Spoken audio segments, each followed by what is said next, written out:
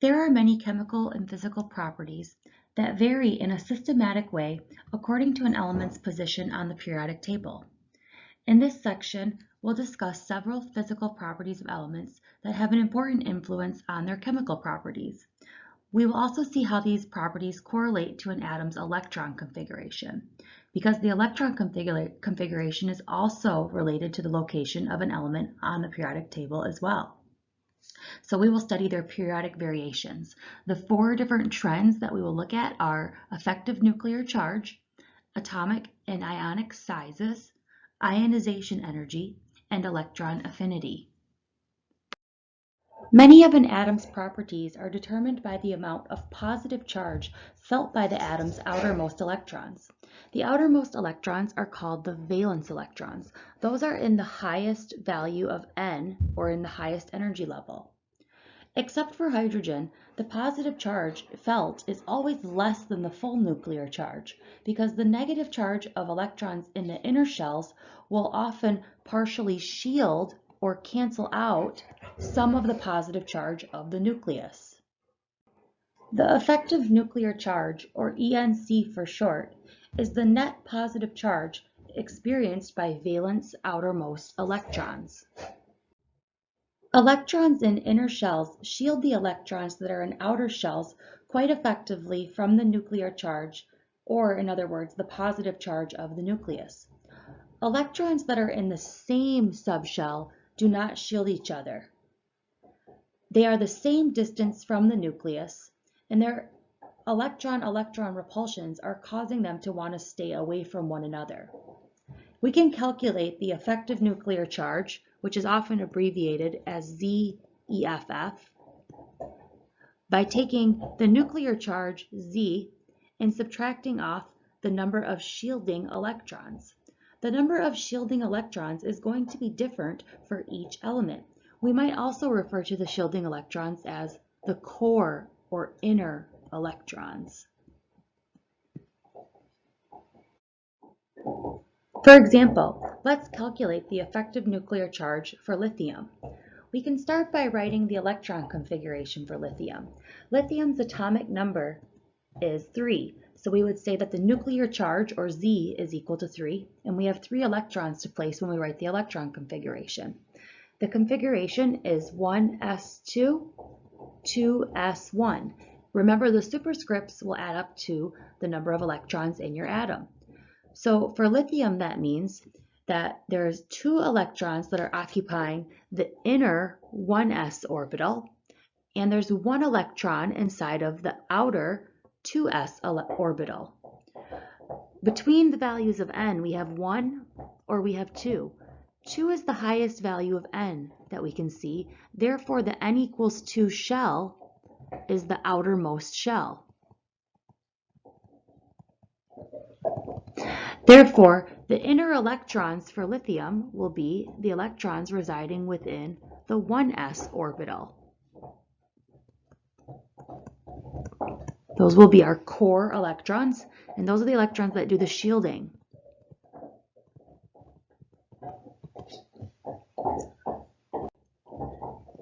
If we were to draw a diagram for our electrons in each of their orbitals, we would see that we have our +3 charge inside of the nucleus. We have 2 inner or core electrons that are in that 1s orbital, and then there's 1 electron hanging out inside of the 2s orbital. The electron in the outermost shell in that 2s orbital feels a net charge of about +1, because some of the nuclear charge is getting blocked by those 2 electrons that are in the core. In order to calculate the effective nuclear charge, Z effective, we would take the nuclear charge and subtract off those core or shielding electrons. Therefore, for lithium, our nuclear charge was 3, and we would subtract off 2 because we had 2 electrons in our 1s orbital. So our effective nuclear charge is +1. That's the charge that the outermost electron feels. What is the effective nuclear charge of a valence electron in a phosphorus atom? For phosphorus, our atomic number is 15, therefore Z is equal to 15. If we write our electron configuration for phosphorus, we'll have 1s2, 2s2, 2p6, 3s2, 3p3. Next, when trying to decide which electrons are core electrons and which electrons are valence electrons, we want to look at the N value for the energy level. Notice that an N of 3 is the highest that we see for phosphorus. Therefore, electrons in the 3s and the 3p are going to be our valence electrons because they're in the highest value of N. That means that our electrons in our 1s and our 2s and 2p would represent our core or our shielding electrons. In this case, our core electrons can be calculated by adding up the superscripts that represent the electron population. So we have 2 electrons in the 1s, 2 electrons in the 2s, and 6 electrons in the 2p. So we're going to have 2 plus 2 plus 6, or 10 core electrons. What this would look like if we consider we have plus 15 in the nucleus, 15 protons, and then we're going to have an N equals 1 energy level, an N equals 2 energy level, and an N equals 3 energy level for phosphorus.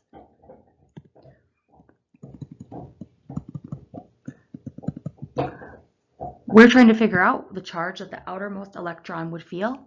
In our N equals 1 energy level, there's 2 electrons.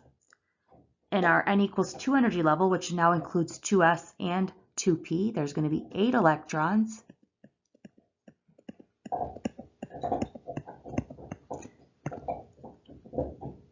And in our third energy level, we have 3 electrons in the 3p. We have 2 electrons in the 3s. Those 5 electrons that are in that third main energy level represent our valence electrons. So we're trying to figure out what charge they feel from the plus 15 that's in the nucleus after some of that charge gets blocked or shielded by these core electrons in N equals 1 and N equals 2. So our effective nuclear charge, ZFF, will equal 15, which is our nuclear charge, minus our core electrons, which we calculated as 10.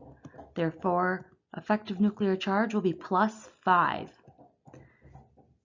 You might notice that when we calculated the effective nuclear charge for lithium, it was plus 1. And lithium is also in group 1A. And for phosphorus, it's plus 5. And phosphorus is in group 5A. So the group number will also tell you the effective nuclear charge as well. Elements in group 2A would have an effective nuclear charge of plus 2. Elements in group 3A would have an effective nuclear charge of plus 3, and so on as we move from left to right across the periodic table. What we want to consider is the overall periodic trend in effective nuclear charge. We just discussed that as we go from left to right across any given period, Z effective will increase, or the effective nuclear charge will go up. We can determine this by looking at the group number. Group 1A had an effective nuclear charge of plus 1, Group 2A plus 2, 3A plus 3, 4A plus 4, 5A plus 5, 6A plus 6, 7A plus 7, and 8A plus 8. This is because as we go from left to right across the periodic table and we stay within the same period, the core electrons stay the same. We're not changing the number of inner electrons. Every time we go from one element to the next, we are only adding one more positive charge to the nucleus and one more valence electron. But those core electrons haven't changed if we're in the same row.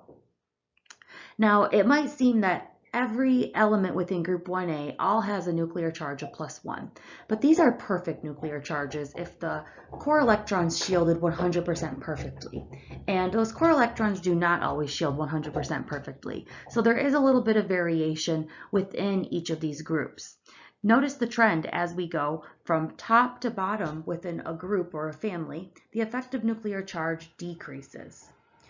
And this is because as we go from, for example, if we use group 1A as an example here, as we go from 1s to 2s to 3s to 4s, what's happening is the valence outer shell is getting bigger and bigger and bigger.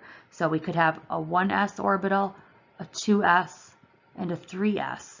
And they're all spherical, where that valence electron will live, but they're getting larger and larger in size.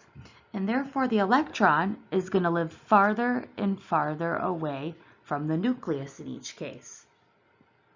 Because those valence electrons are farther away from the nucleus, they're going to have a smaller nuclear charge that they feel from that inner positive nucleus. So we have our positive nucleus in the center in each case. And that electron is getting farther and farther away as the orbital gets bigger and bigger and bigger.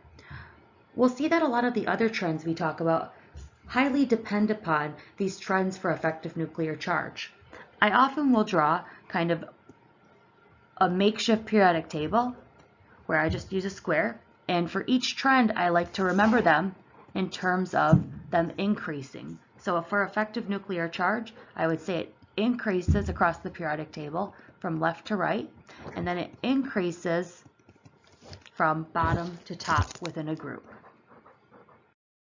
The next trend we'll look at is the atomic size, otherwise called the atomic radius. Because of the wave nature of the electron, it makes it a little difficult to define exactly what we mean when we say the size of an atom or the size of an ion. As we've seen, the electron cloud doesn't simply stop at some particular distance from the nucleus. Instead, it gradually fades away. Therefore, the formal definition of atomic radius is half of the distance between two like atoms. So if we imagine we have two hydrogen atoms, for example, and we measure half of the distance between them, where the full distance would be the diameter, this would represent the radius. Atomic radii are very small. They're usually measured in units of picometers or angstroms. 1 picometer is 1 times 10 to the negative 12th meters, and 1 angstrom is 1 times 10 to the negative 10th meters. Most atoms fall within the range of 37 to 270 picometers for different atoms. Here we can see the overall trend across the periodic table for atomic radius. As we go from left to right across a period, atomic radius decreases. That means that as we go from right to left, the size will increase. This is due to Z effective increasing from left to right. Our trend for an effective nuclear charge was it increased as we went from bottom to top, and it increased as we went from left to right.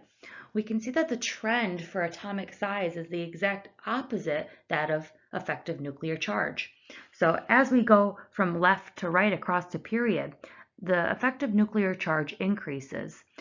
Every time we added a positive charge to the nucleus, and that positive charge is going to more strongly attract outer valence electrons. So when there's a higher nuclear charge, those outermost electrons are going to be pulled in more tightly, therefore decreasing the size of the valence shell.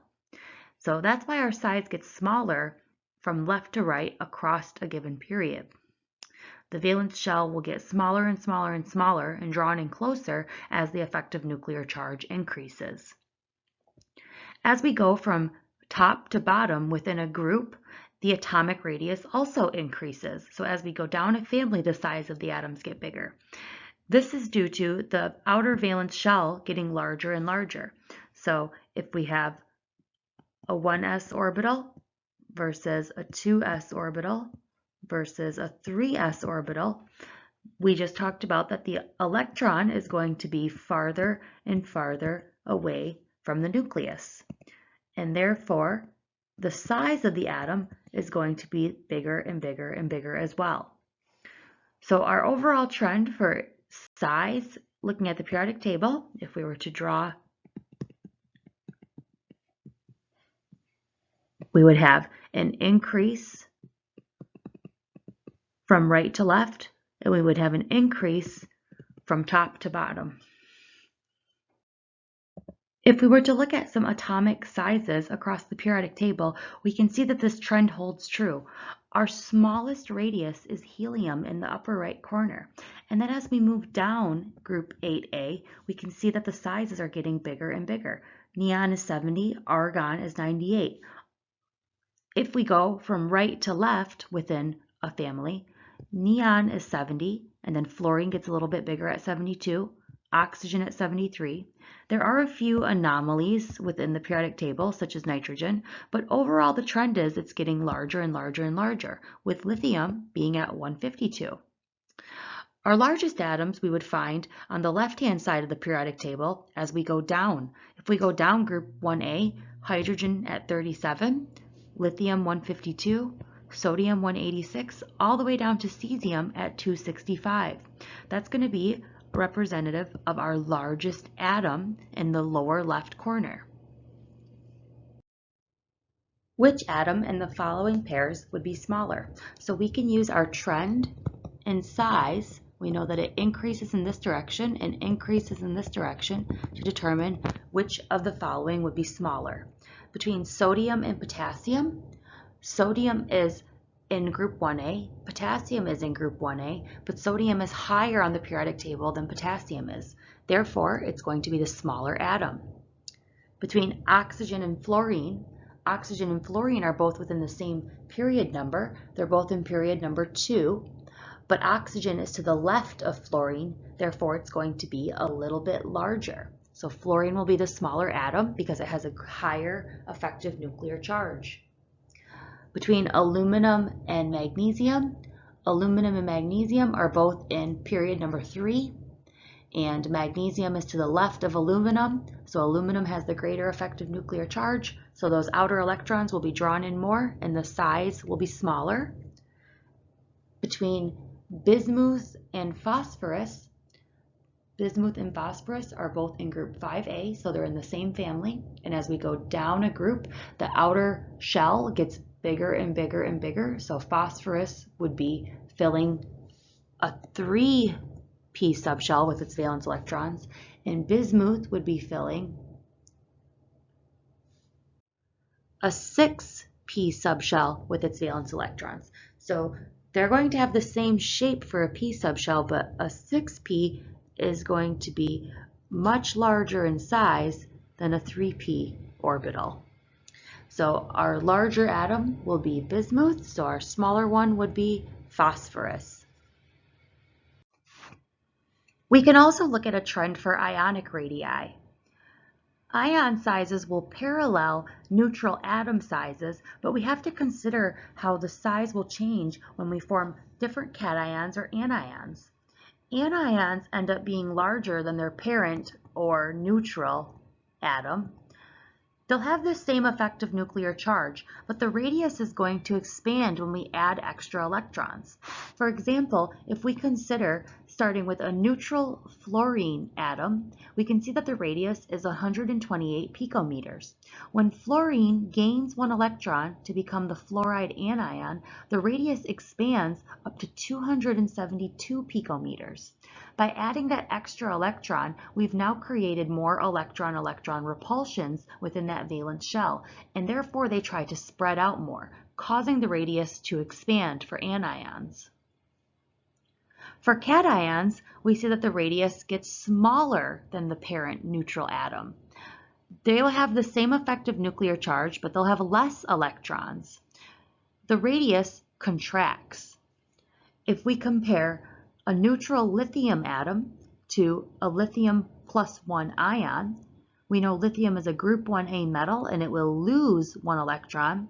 The size of a neutral lithium atom is about 304 picometers, and the size of a lithium ion is 120 picometers.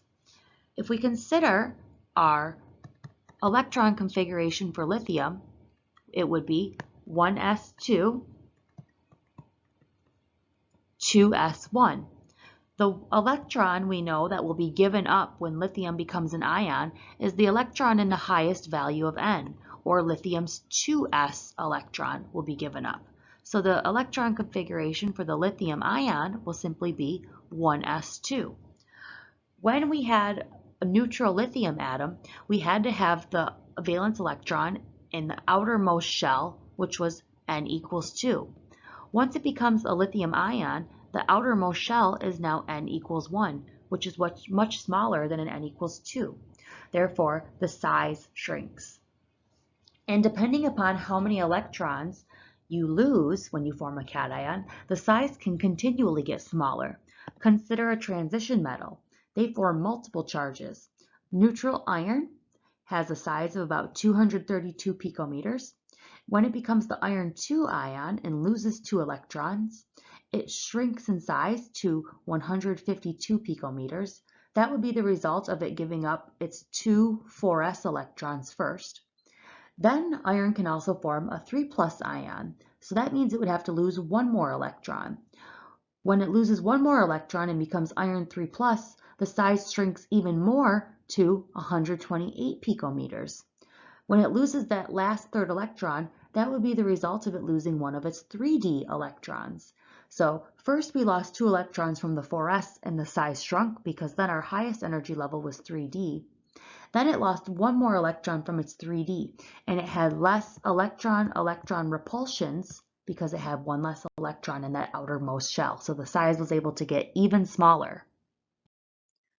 We can look at trends across the representative elements for different anions and cations that can be formed from metals and nonmetals. We know that metals like to lose electrons and they form cations, which are species with a positive charge.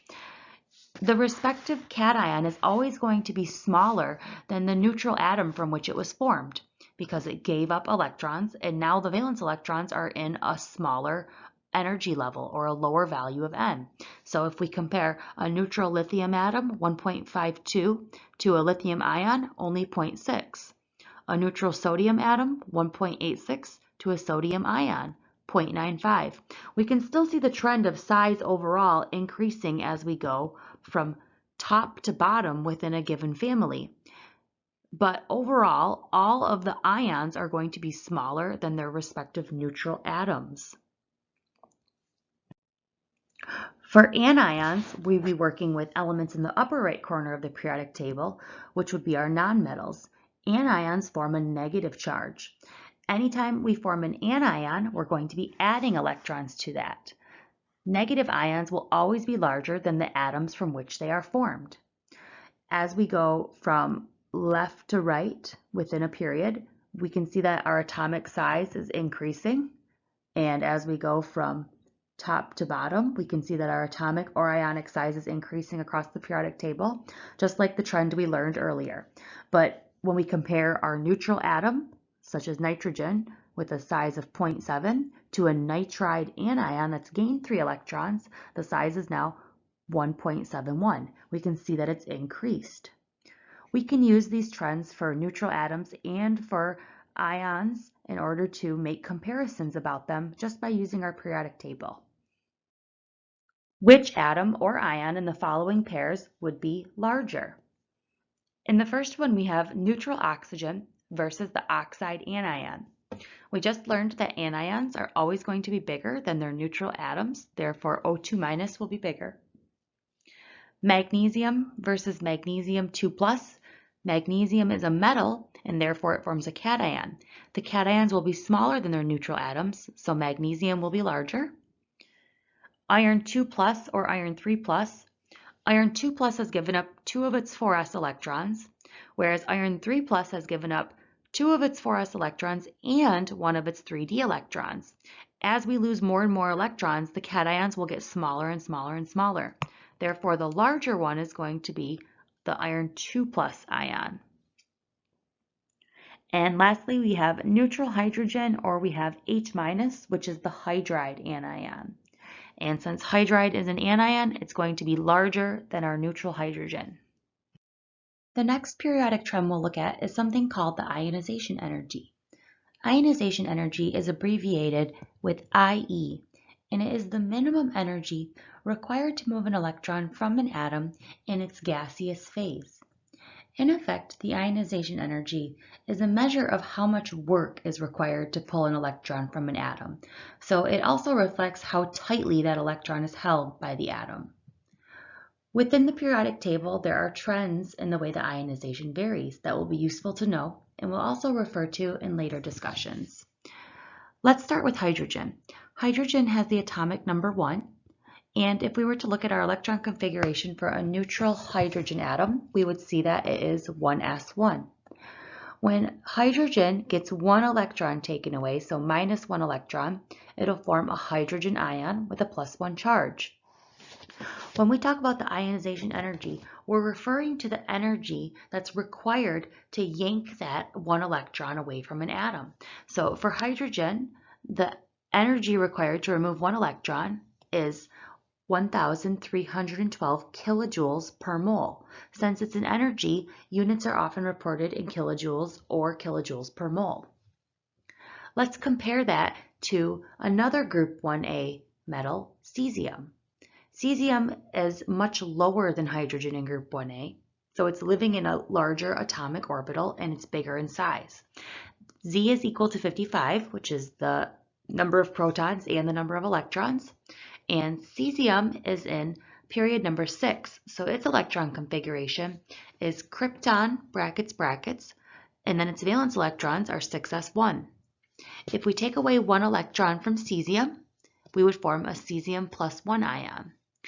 When we remove its 1 valence electron, we would just be left with the electron configuration for krypton. Let's compare the ionization energy to that of hydrogen. To remove an electron from cesium, it only takes 376 kilojoules per mole to take away that 1 valence electron.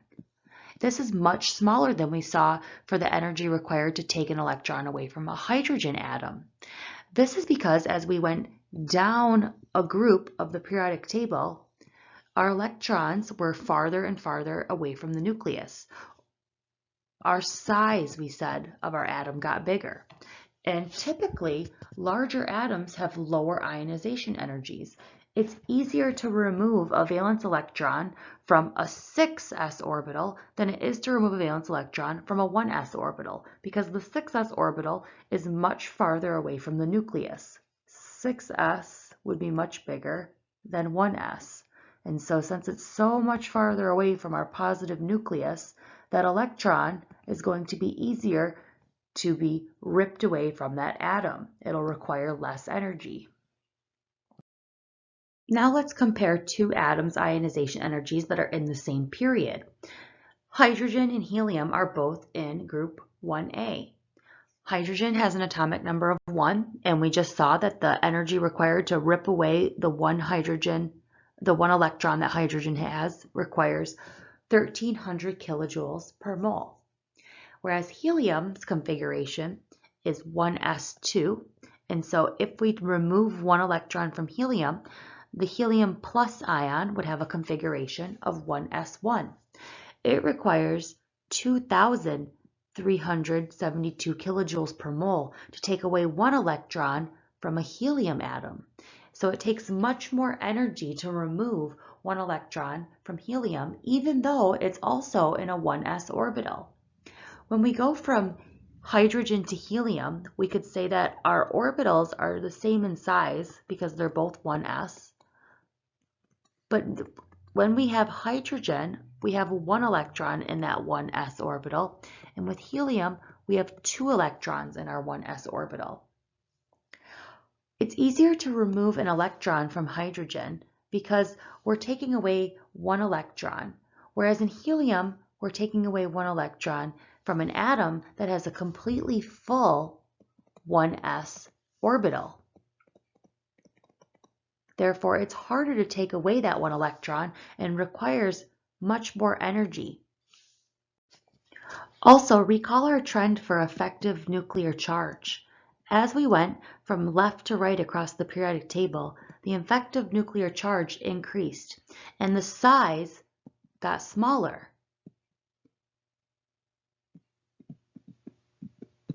Because the electrons were being pulled more tightly to the nucleus as the effective nuclear charge increased. As our size gets smaller as we go from left to right across the period, the ionization energy is going to get bigger. The electron is held more tightly to the positive charge of the nucleus due to the effective nuclear charge increasing. And so if it's more tightly held to that positive nucleus, it's going to be harder to remove an electron. The overall trend we'll see is that larger atoms have lower ionization energies, and atom size and ionization energy often depends upon effective nuclear charge. The overall trends in ionization energy, as we go from top to bottom within a group, ionization energy decreases. Atomic radius increases as we go from top to bottom, so the size of the orbitals get bigger. The electrons are going to be less tightly held as the orbital increases in size. As we go from left to right across a period, ionization energy increases. The effective nuclear charge increases as we go from left to right as well. The force of attraction between the nucleus and the outermost electron becomes larger. That's our increase in effective nuclear charge, which will make those outer electrons harder to remove as we go left to right. Small ionization energies are located in the lower left corner of the periodic table. Those are going to be for our metals. Large ionization energies are going to be in the upper right corner for our nonmetals. Therefore, it's easier for metals to remove an electron and give up an electron because they have a low ionization energy. It's hard for nonmetals to give up electrons because their ionization energies are too large to overcome. Therefore, lower energy is more favorable, and small positive ionization energies are favorable, like metals will have. Predict which element in the following pairs will have the lower ionization energy. Potassium versus bromine. Potassium and bromine are both in the fourth period, but potassium is a metal and bromine is a nonmetal. Our trend in ionization energy is the exact opposite of atomic size. So it increases from bottom to top within a family, and it increases from left to right across a period. We are looking for the one with the lower ionization energy, so that's going to be our metal, potassium. Between sulfur and tellurium are both in group 6A in the same family, and sulfur is going to be smaller and tellurium is going to be bigger. So the one with the larger ionization energy is going to be tellurium. Between gallium and selenium are both in the fourth period. Gallium is to the left of selenium. Therefore, gallium is larger in size and more metal-like than selenium. So the lower ionization energy will belong to gallium. And between neon, which is in the upper right-hand corner, and strontium, which is in the fifth period and in group 2A. Here we're comparing a metal to a nonmetal. They're not right next to each other, but we can definitely say that strontium, being a metal, is going to have a lower ionization energy than neon. The last trend that we'll look at is kind of the opposite of ionization energy. It's called the electron affinity. Electron affinity is often abbreviated with EA, and it is the energy released when an electron is added to an atom in the gaseous state. Since energy is usually released, electron affinities are typically negative values. For nearly all elements, the addition of one electron to a neutral atom is exothermic. So therefore, when the first electron is added to pretty much any element, we can expect EA to be negative.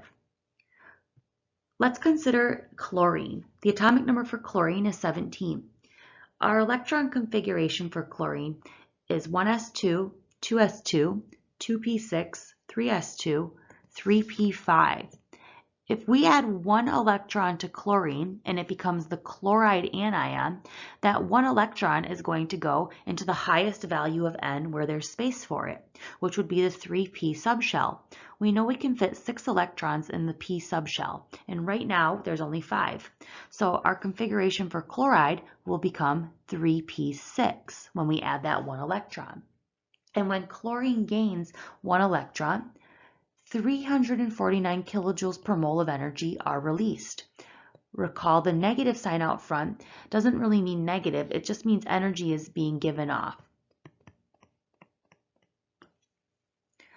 Let's compare that with bromine, which is directly below chlorine in the periodic table. Bromine's atomic number is 35. Our electron configuration for bromine is argon brackets brackets 4s2, 3d10, 4p5. Now we're in the fourth main energy level, but we still have 5 electrons in the p subshell. When bromine picks up an electron to become the bromide anion, our new electron configuration will become 4p6. The energy that's released when bromine gains an electron is 325 kilojoules per mole. Energy is still released, so our sign is negative, but the amount of energy released when bromine gained an electron is less than that of when chlorine gained an electron. Why does this difference in energy being released occur? We know that within a given family, the size of the orbital is going to increase as we go from top to bottom within that family. So if we compare a 3p orbital and a 4p orbital, the 4p orbital is going to be larger in size than the 3p orbital. Therefore, an electron being added to a 4p orbital will be farther away from the nucleus than an electron being added to a 3p orbital. When an electron is added to a neutral atom, the potential energy is lowered as the electron approaches the atom. Therefore, the closer it can be to the nucleus, it will experience that attraction, that positive charge of the nucleus, and that negative electron. The closer they can get, the more stable the ion that's formed will be. And since an electron in a 3p orbital can have a closer, more stable interaction to that positive nucleus than a 4p orbital electron can, the energy released for chlorine was greater than the energy released for bromine when we formed the chloride anion versus when we formed the bromide anion. Now let's compare two atoms that are in the same period. So looking at chlorine again, we saw our electron configuration ended in 3p5, and when we added one electron, it completely filled that 3p subshell and became 3p6 for our chloride anion. We saw 349 kilojoules of energy was released when chlorine became chloride. Sulfur is in the same period as chlorine. And if we look at the electron configuration for sulfur, we have 1s2, 2s2, 2p6, 3s2, 3p4. So now we want to consider when sulfur picks up one electron, that one electron is going to go to the 3p subshell and it'll become 3p5. When this process happens, only 200 kilojoules per mole of energy are released for sulfur, compared to 349 kilojoules being released for chlorine.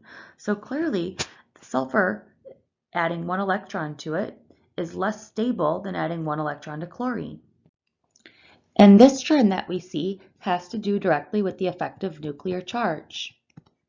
We know our effective nuclear charge increased as we went from left to right across a period. And so that would mean that our chlorine atom would have a greater effective nuclear charge than our sulfur atom would have. By chlorine having a greater effective nuclear charge than sulfur, that means that those outermost valence electrons in chlorine feel the positive effect of the nucleus more than the outermost valence electrons of sulfur. And when we're adding an electron, the more that that electron can experience the interaction with the positive nucleus, the greater amount of energy that will be released. Both chlorine and sulfur would have the same number of core electrons, but chlorine is going to have a greater number of protons in the nucleus. It would have 17 protons in the nucleus. Sulfur would have only 16 protons in the nucleus. So that's why our effective nuclear charge for chlorine is going to be greater, and therefore more energy will be released when an electron is added to chlorine. Our overall trend for electron affinity, as we go from top to bottom within a group, electron affinity decreases. This is due to the attraction between an electron and the nucleus. And since as we go from top to bottom, we know that our orbital size is increasing and getting larger and larger and larger, that attraction will be getting smaller and smaller and smaller. Z effective is also decreasing as we go from top to bottom, and therefore it's harder to add electrons than it is at the top of the periodic table. As we go from left to right across a given period, the electron affinity increases. The increasing effective nuclear charge gets bigger as we go from left to right, and therefore the force of attraction between that positive nucleus and an outer electron that we're adding gets larger as well, and that's a stabilizing factor, causing a greater amount of energy to be released.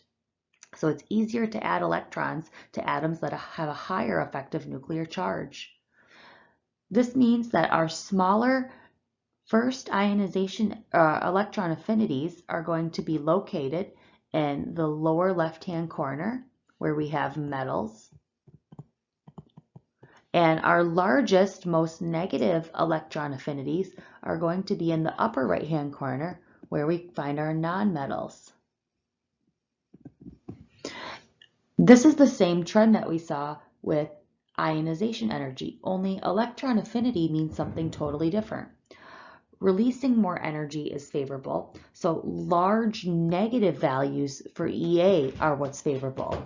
This is what we're going to find for our nonmetals. Nonmetals typically like to gain electrons, and therefore they're going to have big negative electron affinities. So we can make a couple of generalizations about ionization energy and electron affinity. Metals are going to typically have low positive values for IE, and this is favored because metals want to lose their valence electrons, and they want to lose as many as they can in order to adopt noble gas configuration. Having a low IE makes it easier for a metal to lose its electrons. Nonmetals are typically going to have high negative values for EA. This is because nonmetals want to gain electrons in order to complete their outer shell and have noble gas configuration. And the higher or more negative value for an EA indicates more energy is released, and the more energy that's released when an electron is added, the more stable it is. So which of the following has the largest, most negative electron affinity? And we can use our periodic table in order to look at our trends here. Our overall trend for electron affinity is going to increase from bottom to top and increase from left to right. So the elements that are up here in the upper right corner are going to have the largest, or in other words, most negative electron affinity values. And if we look, the element that's in the upper right-hand corner of the periodic table is fluorine, and therefore adding an electron to a neutral fluorine atom is going to release the most energy. It'll be the biggest negative value. Which one of the following would have the smallest or least negative electron affinity between silicon, fluorine, sulfur, phosphorus, and chlorine? And if we were to look at where these are located along the periodic table, they're all pretty much in the same region. Here we would have fluorine, chlorine, sulfur, phosphorus, and then silicon. And so since our overall trend for electron affinity is increasing as we go up and increasing from left to right, the one with the smallest electron affinity is going to be the one in the lower period and then to the left the most. And so that's going to be silicon.